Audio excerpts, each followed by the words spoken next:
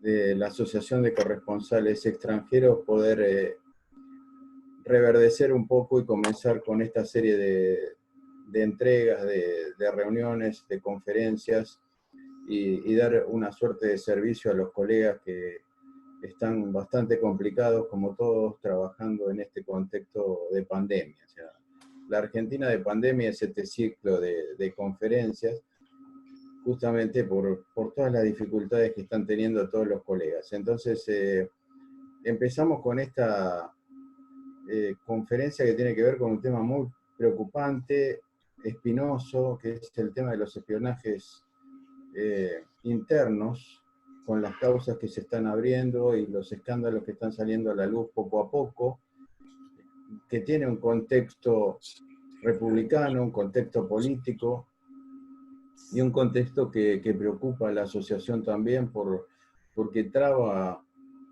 la libre libertad de trabajo de los profesionales del periodismo y la comunicación.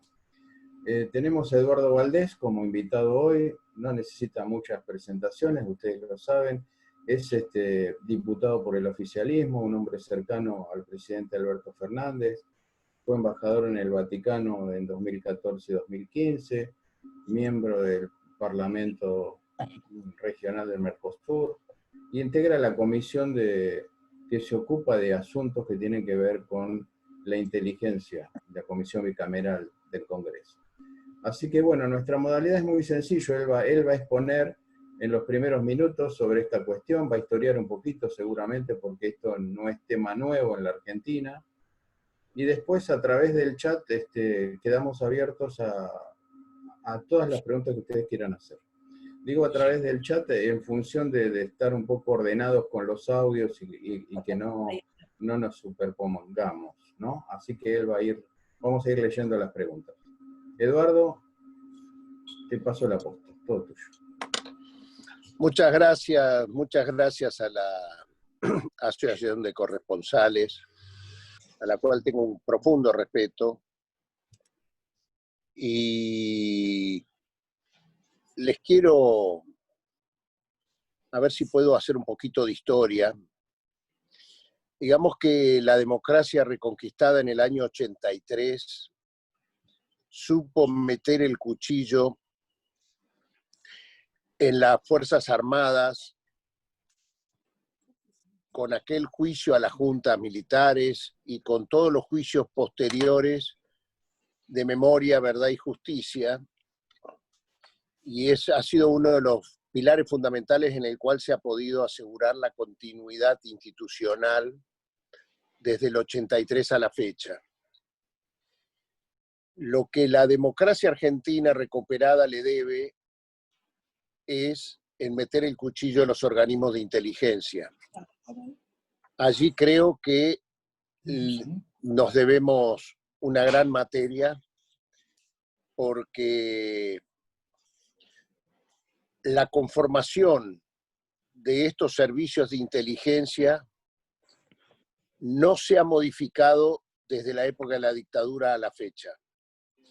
Y digo que no se ha modificado porque el espionaje interno ha sido el principal objetivo en el cual están formados estos profesionales. Y así es que vamos de escándalos en escándalos.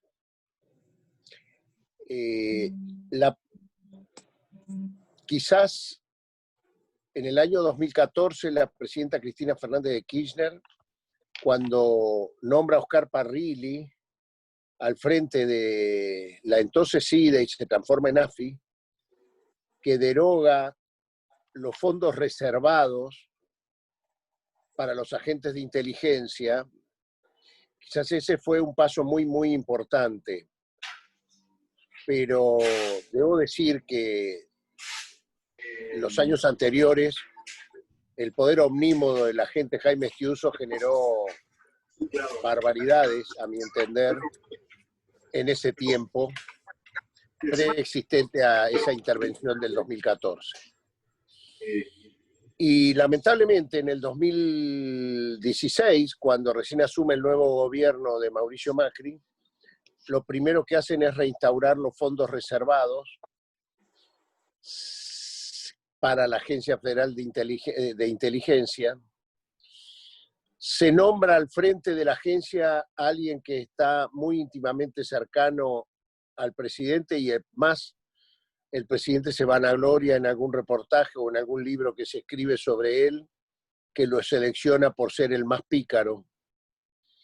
No sé qué significa la palabra pícaro, pero en cualquier caso, para el cargo donde está el hombre, donde fue designado, no es la mejor cualidad. Y entonces empezamos a notar cosas que no nos gustan, no solo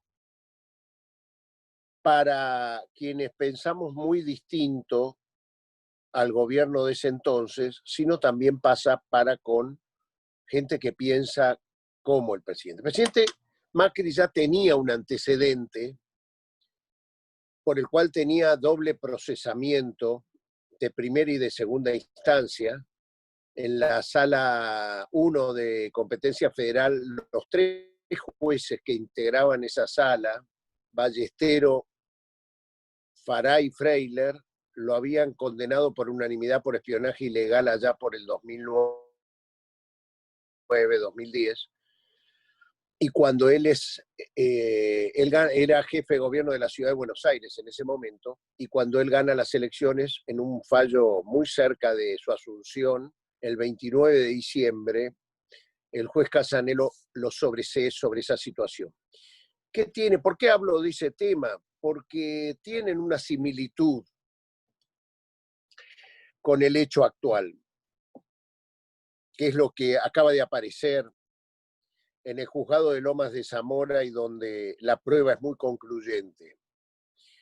En aquel espionaje del año 2009 y en este espionaje que descubren en los celulares de los agentes de inteligencia que el juez Villena allana las casas, es el espionaje a las hermanas del presidente Macri hoy, del expresidente y del entonces jefe de gobierno. En aquel entonces se hace espionaje ilegal sobre la hermana mayor del presidente Macri, Sandra Macri, y sobre su pareja.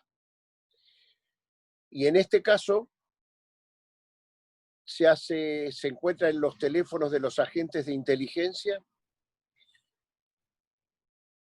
sobre la hermana menor del presidente, Florencia Macri, y sobre su pareja, Salvatore Pica, un ciudadano de origen italiano. En ambos casos se coincide porque la causa judicial por el cual se le hace espionaje figura que es narcotráfico,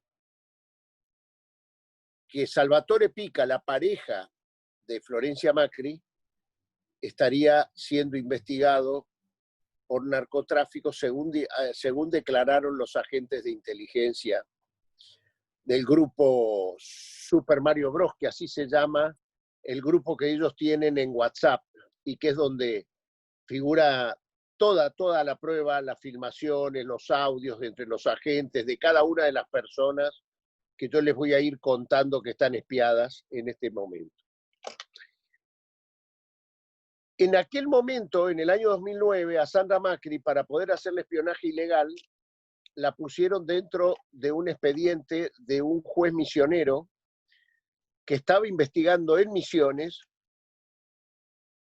un caso de narcotráfico. Eso hace que le permite al juez de Misiones de aquel momento pedirle a la AFI, a la Agencia Federal de Inteligencia, que le pinchen los teléfonos tanto a Sandra Macri como a su pareja de entonces. Fíjense qué paradoja. Los jueces que pincharon los teléfonos de aquel momento de Misiones fueron destituidos por juicio político en aquel tiempo. Aún así, el 29 de diciembre del 2015, 19 días posteriores a que había asumido en el gobierno, el juez Casanelo lo sobresee a Macri después de tener por unanimidad de la sala primera el procesamiento.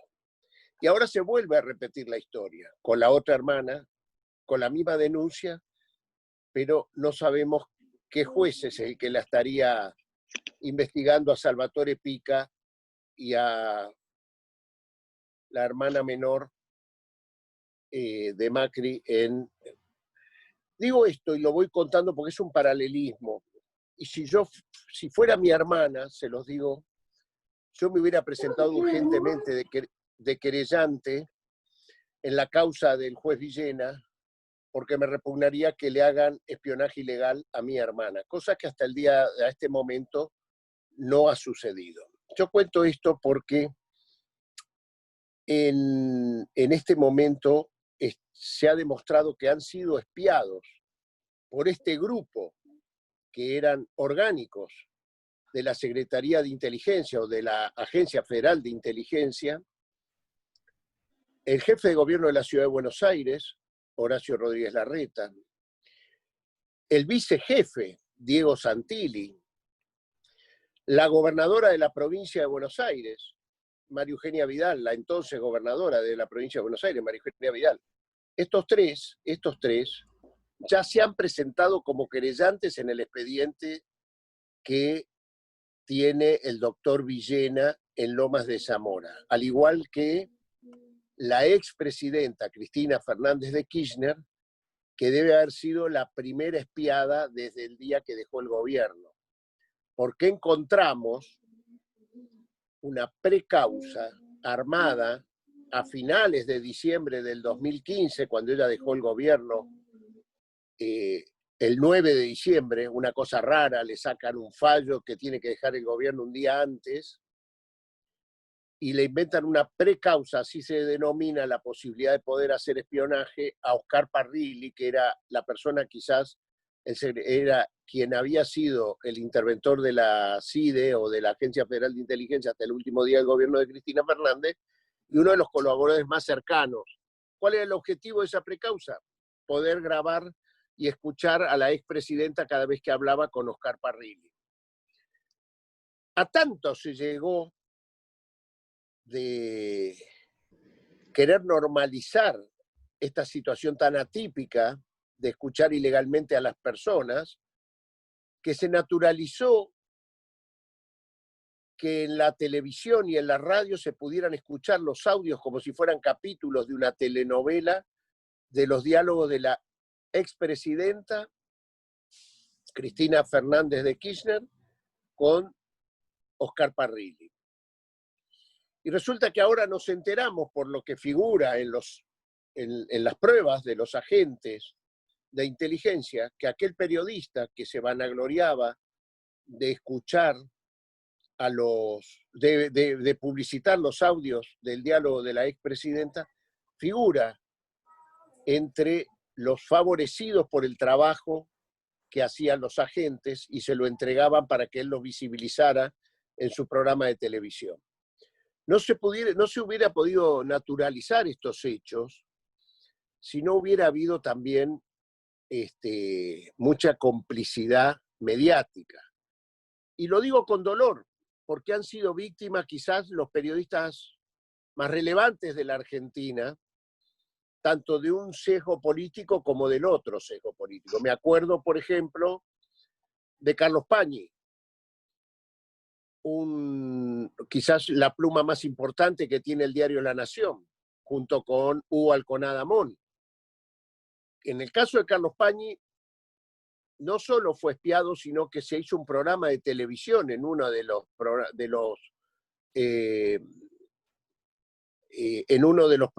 de mayor rating, y en el canal, quizás uno de los dos canales más importantes de la Argentina, se dedicó todo un programa de televisión para denostar a periodistas que no piensan como yo, que no piensan para nada como yo, pero para denostarlos porque alguna vez habían hecho algún comentario que no gustó al poder.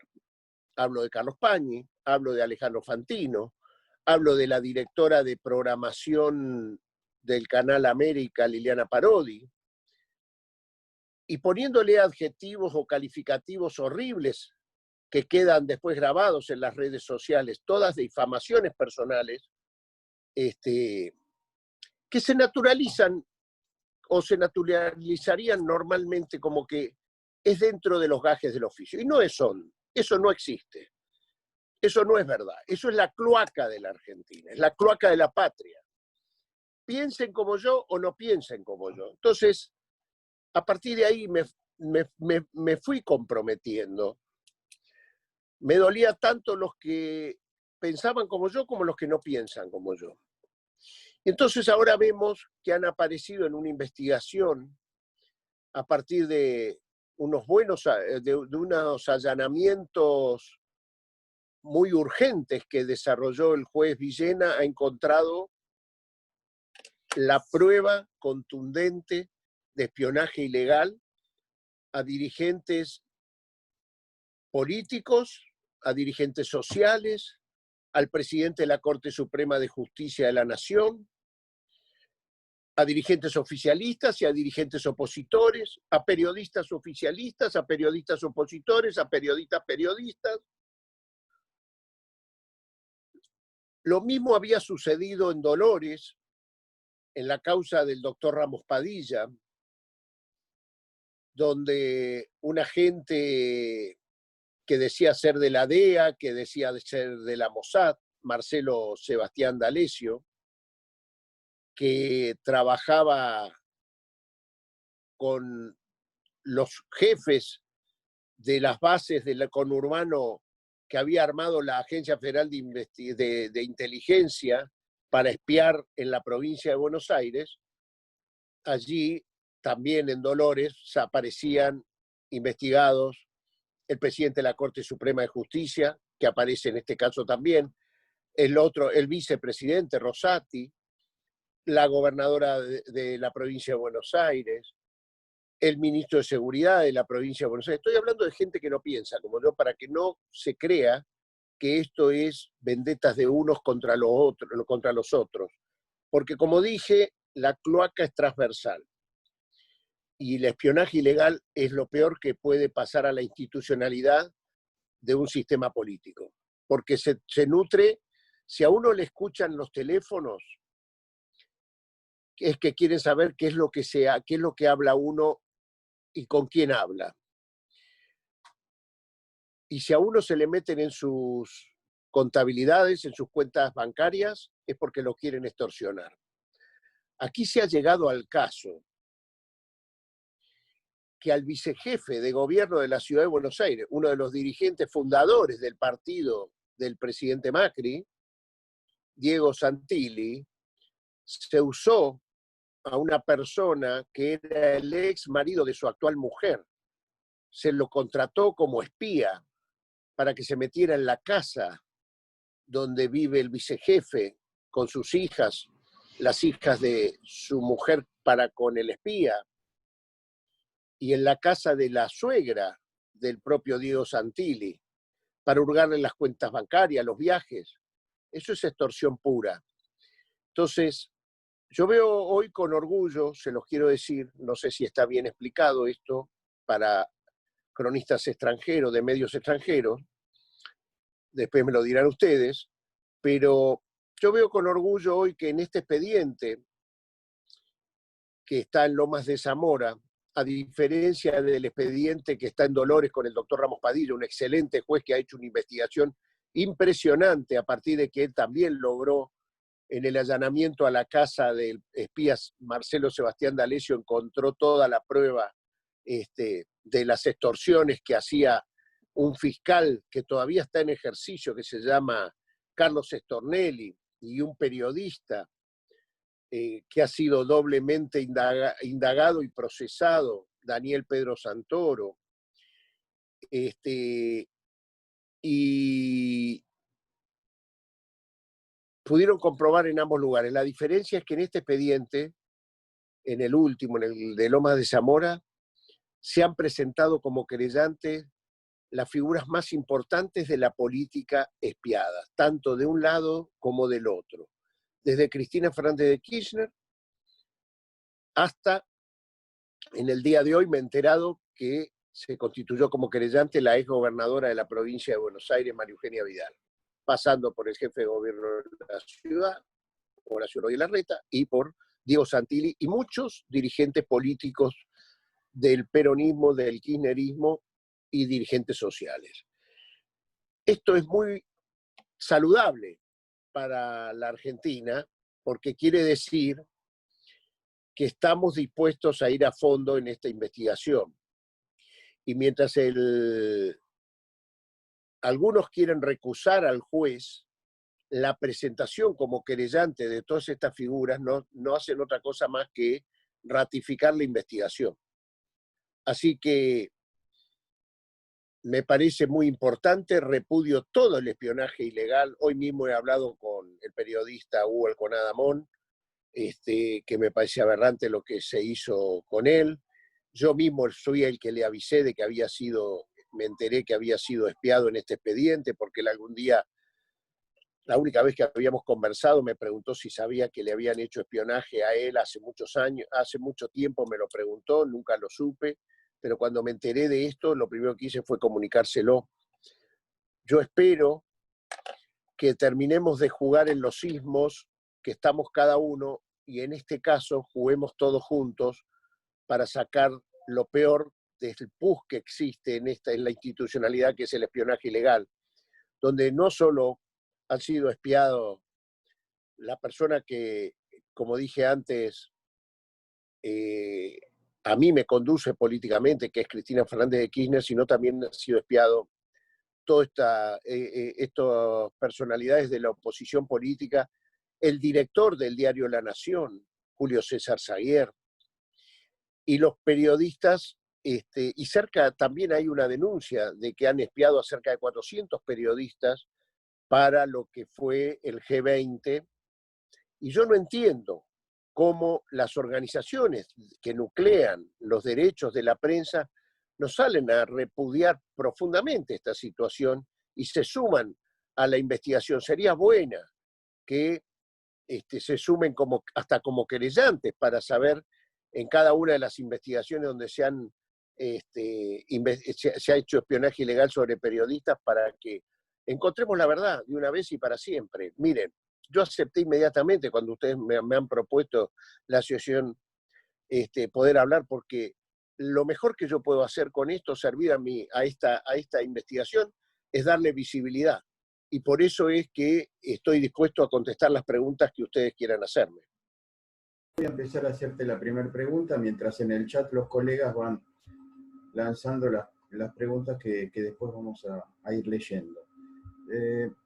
La contrarrespuesta de quienes están ahora involucrados en este asunto de los espionajes es que se trata de una operación en paralela del oficialismo, que es una respuesta espejo por las causas abiertas en su momento contra la expresidenta Cristina Fernández, y que lo único que busca el oficialismo es neutralizar a través de una respuesta similar a las anteriores, similares a las acciones que hizo el oficialismo de Macri en su momento contra lo que era la oposición. ¿Cómo defendés esa argumentación que está dando vuelta en muchos medios, en algunos medios cercanos a lo que hoy es la oposición? ¿Cómo defendés esta acción? Incluso hay algunos planteos contra el juez Villena, ¿no? En principio, lo mismo que pasa con el juez Villena, pasó con el doctor Ramos Padilla al comienzo de la causa en Dolores, cuando ¿se acuerdan? Cuando se da visibilidad a que habían filmado al fiscal Stornelli pidiendo una coima al empresario Echeves, que fue el que lo denunció. ¿A dónde querían anularla al juez y llevar la causa? A Comodoro Pi, que es donde funcionan los jueces, la mayor cantidad de juzgados federales de la ciudad de Buenos Aires, donde nunca nos enteramos de nada. Hoy podemos estar hablando con la Asociación de Cronistas Extranjeros de esta situación, porque estamos hablando de 2 expedientes que están siendo investigados sobre espionaje ilegal, que tramitan casualmente uno en Lomas de Zamora y otro en Dolores, porque no están en Comodoro Pi. Nunca se supo absolutamente nada cuando las causas caen en Comodoro Pi, que es donde quiere llevarlo los fiscales que están pidiendo ese regreso. Fíjense que este expediente, ¿saben cómo se inicia?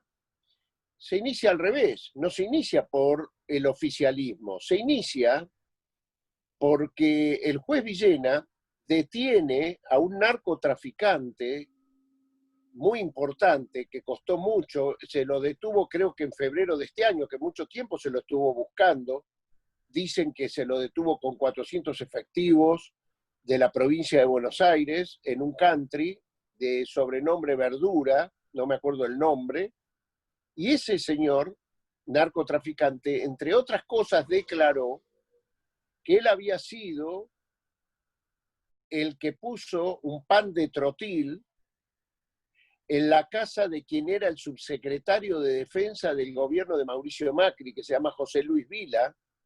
Empezó por una investigación respecto de un funcionario de Mauricio Macri, donde confesaba un narcotraficante que se lo usó como mano de obra para ir junto a agentes de la Agencia Federal de Inteligencia a ponerle un pan de trotil a José Luis Vilas. Y también en la Comisión de Seguimiento de Organismos de Inteligencia que yo integro, se presentó también José Luis Vila a hacer esa denuncia. José Luis Vila, los 4 años del gobierno de Mauricio Macri, fue subsecretario de Relaciones Exteriores para la Defensa. No es un funcionario kirchnerista. Y fíjense, por último, que el periodista Carlos Pañi declaró que él había estado reunido con el titular de la AFI, junto con el director del diario La Nación, Julio César Zaguer, y le recriminó el titular de la AFI ante el pedido del periodista decir que sentía que lo estaban observando, que lo estaban haciendo espionaje. El titular de la AFI le dijo, no hay ningún problema con usted, salvo que tiene de fuente periodística a José Luis Vila, que es un hombre que quiere mi lugar acá, que era el lugar de jefe de inteligencia de la Agencia Federal de Inteligencia. Esto no son, ni el periodista es kirchnerista, ni el funcionario es del kirchnerismo. Por lo tanto, querer decir que la investigación del doctor Villena, que nunca le dijeron que era un juez kirchnerista, muy por el contrario, no tiene nada que ver en el origen con el kirchnerismo. Que después haya derivado que quien gobierna el país haya tomado la sabia decisión de intervenir la Agencia Federal de Inteligencia con una persona de una honorabilidad pública, como es la doctora Cristina Camaño, que tiene antecedentes de moralidad absoluta, tanto cuando fue fiscal e investigó el crimen de Mariano Ferreira, que llegó hasta el fondo y hasta los responsables mediatos e inmediatos, sino que también como custodia de las escuchas judiciales durante la Procuración General de la doctora Alejandra Gil Carbó. Nunca se filtró una llamada, una escucha judicial telefónica. Entonces, ¿qué pasa? ¿Por qué salta todo? Porque a partir de que el juez empieza a allanar a los espías que nombra este señor Verdura, el narcotraficante, por primera vez la Agencia Federal de Inteligencia no protege a los delincuentes que fueron agentes de inteligencia, los deja que tengan que someterse a la ley. Y es por eso que hemos podido encontrar lo que se encontró en los teléfonos celulares del grupo de WhatsApp Super Mario Bros. No tiene nada que ver el kirchnerismo, lo desmiento totalmente. El origen de la investigación es precisamente porque un narcotraficante detenido en el mes de febrero, de sobrenombre Verdura, denuncia que él le puso un pan de trotil a quien fuera subsecretario del gobierno del presidente Macri y cuyo ministro de Defensa, Oscar Aguad. Nunca, ninguno de los dos repudiaron el pan de trotil que le pusieron en 18 de julio del 2018 al subsecretario, al entonces subsecretario José Luis Vila. Hasta el día de hoy, ayer habló el exministro de Defensa solamente para hablar bien de Mauricio Macri, diciendo que creía en la honestidad, en la inocencia, y no fue capaz de repudiar el pan de trotil que le pusieron a su subsecretario. Lamentable, pero no tiene nada que ver en el origen de la causa el kirchnerismo o quienes gobiernan hoy la Argentina. El origen de la causa fue la investigación de un pan de trotil que le ponen a un funcionario de Mauricio Macri. Le traslado en una misma pregunta dos consultas de dos colegas. Por un lado, si usted considera que existen posibilidades de que las causas estas pasen a Comodoro Pi en algún momento, y si usted realmente confía en que estas acciones terminen finalmente en una sentencia, porque hay dudas sobre eso, ¿no? Las experiencias pasadas no son muy buenas en la Argentina y se teme que esto se diluya. Por un lado, Todos tenemos la misma duda. Todos tenemos la misma duda. Pero si uno tuviera esperanza, no estaría hablando con ustedes como estoy hablando. Yo estoy entregado a esta verdad. Yo le he dicho, es un compromiso que tengo con mi propia familia, con mis amigos, a partir de haber sido espiado ilegalmente. Y una de las cosas muy buenas que suceden hoy en la flamante comisión de seguimiento de los organismos de inteligencia bicameral que preside el diputado nacional Leopoldo Moró, una de las cosas más importantes que a mí me conmueve y me compromete es que 5 de los miembros hemos sido espiados ilegalmente y somos cada uno de un sector político distinto. Está el senador Juan Carlos Marino, de la Unión Cívica Radical de La Pampa, que fue espiado para que no llegue a feliz término, se había precandidateado a gobernador de La Pampa, y resulta que el poder central desde Buenos Aires quería que ganara esas elecciones por el espacio de Cambiemos, el exjugador de fútbol y en ese momento secretario de Deporte de la Nación, McAllister, y entonces tiraban con un obús para resolver un problema de un mosquito. Le inventaron al senador Juan Carlos Marino que era un acosador sexual, poniendo a una mujer para denunciarlo, y denunciaron también al candidato del Partido Justicialista, Espartaco Marín, con otras barbaridades, y resulta, miren lo que les voy a decir, corresponsales extranjeros. ¿Saben quién fue el jefe de campaña del jugador McAllister para ser candidato a gobernador en La Pampa? El secretario privadísimo de Mauricio Macri, Nieto, este mismo que fue allanado hace 2 días y que se encerró en el auto y no quería entregar el celular. Qué casualidad, ¿no? Todo tiene que ver con todo. El jefe de campaña es este secretario privadísimo del cual, según los agentes, cuando ellos le entregaban los informes de inteligencia a la otra secretaria privadísima, directora de documentación presidencial, Susana Martinengo, ella, hay audios que la comprometen diciendo que todo era entregado a Nieto para que Nieto se lo entregara ¿a quién? ¿Al hermano de Florencia Macri? Yo no quiero prejuzgar, simplemente les quiero decir que yo tengo mucha esperanza en que esto llegue al final.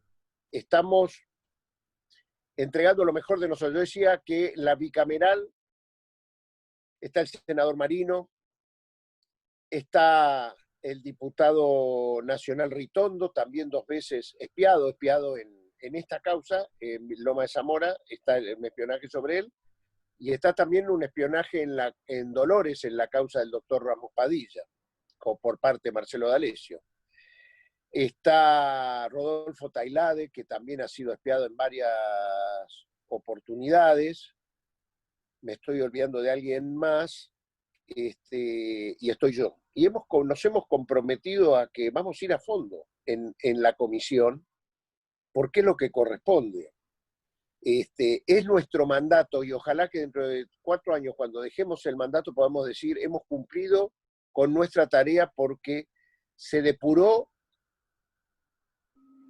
de esta ilegalidad y estamos funcionando con una agencia federal de investigaciones que hace inteligencia exterior, inteligencia como tienen los países importantes y no para espiar a los familiares o con los familiares de uno espiar al otro, como han llegado a la bajeza de este caso. Una de las preguntas que surge también, que plantea otro de los colegas, es ¿cuáles son las razones que usted cree de este espionaje? Porque se nos cruzan un montón de ejes, la extorsión, el manejo político. ¿Cómo ve usted? ¿Cuál es la razón de este espionaje? Son múltiples las razones.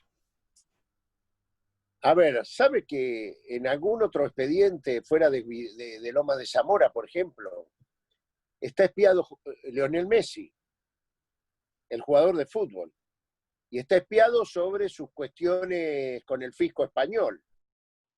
Pero está espiado por esta Agencia Federal de Investigaciones que está cuestionada, la que conduce a Rivas y Magdalani.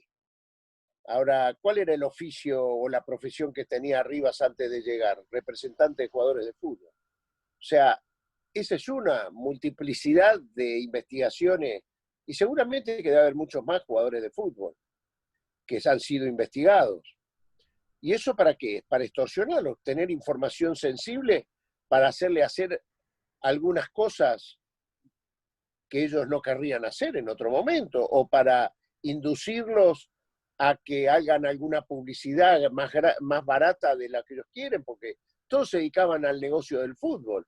Casualmente, otra de las personas que hoy está siendo muy observada, porque esto se complementa con una mesa judicial que no existió nunca en la historia argentina, ni existe en el mundo, que el presidente arme una mesa judicial donde está el presidente del Club Boca Juniors, que no era funcionario de absolutamente nada en el gobierno, donde existe otro señor Rodríguez Simón, que tampoco era funcionario del gobierno, se denominan operadores judiciales, ¿no?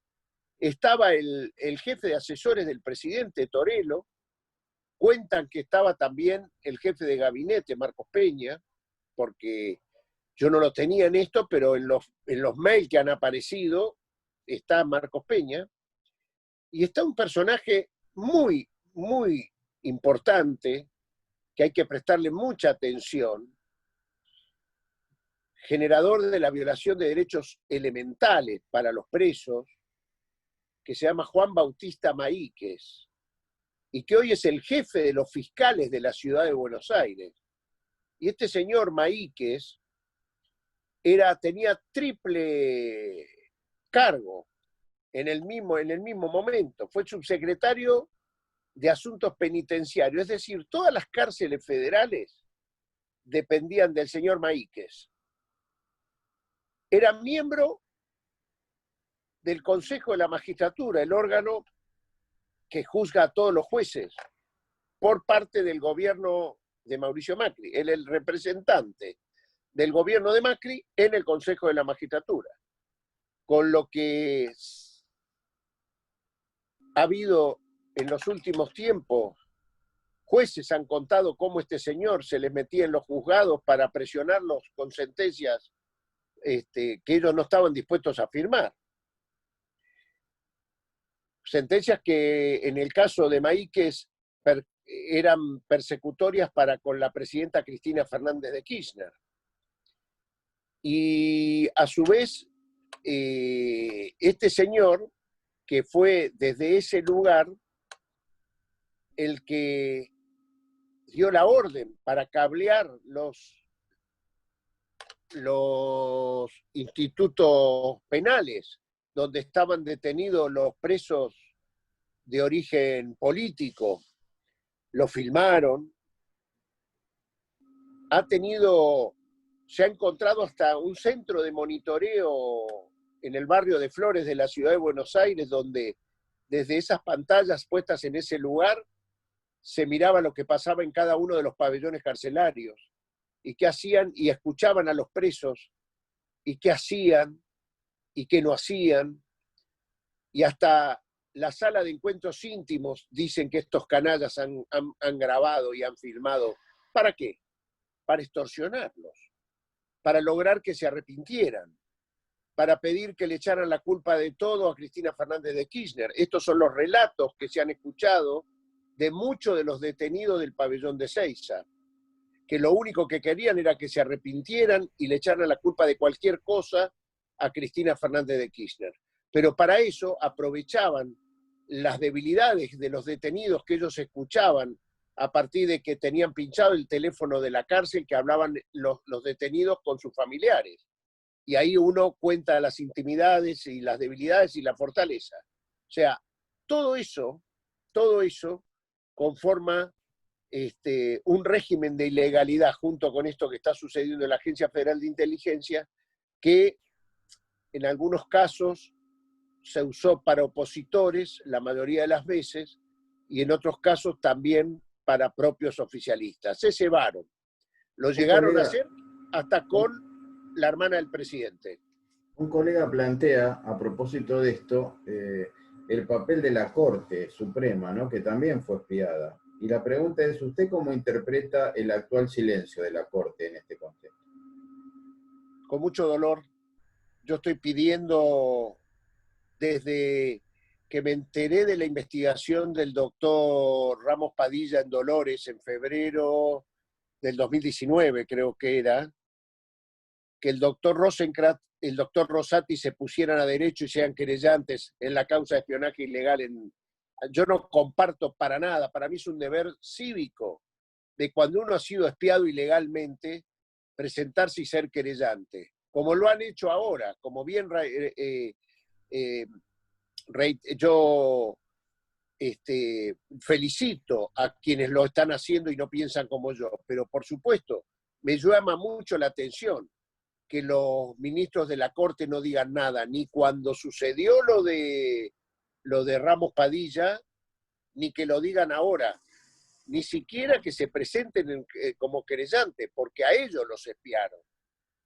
Y los espiaron agentes de inteligencia, y los espiaron con espionaje judicial también. Entonces, no, yo creo que casualmente el Poder Judicial, encabezado por la Corte Suprema, debe una materia muy importante en este tema.